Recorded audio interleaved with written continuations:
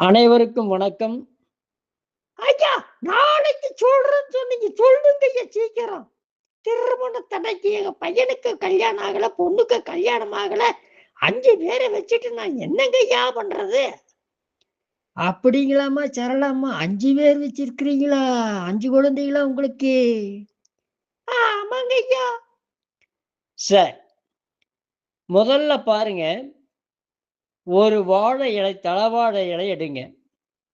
உங்கள குலதெய்வம் எது தெரியுதோ, தெரியலையோ பரவால்ல.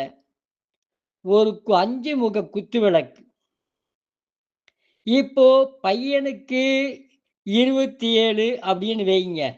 இல்லன்னா 30 வயசாச்சுன்னு வைங்க.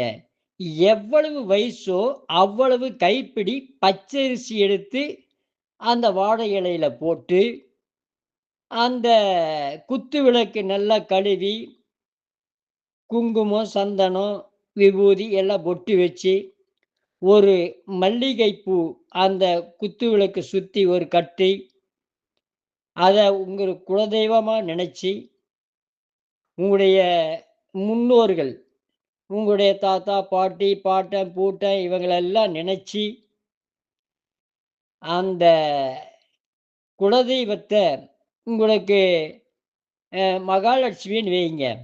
ஓம் மகாலட்சுமியே போற்றி, ஓம் மகாலட்சுமியே போற்றின்னு 108 தடவ வெள்ளிக்கிழமை காலையில 6லிருந்து 7 மணிக்குள்ள. இது மார நீங்க தினந்தோறும் செய்யணும்.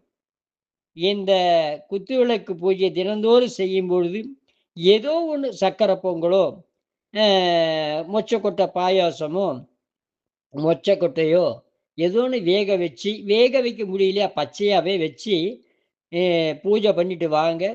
கண்டிப்பா திருமணம் நடக்கும். வாழ்க, வளர்க, உயர்க. நன்றி, வணக்கம்.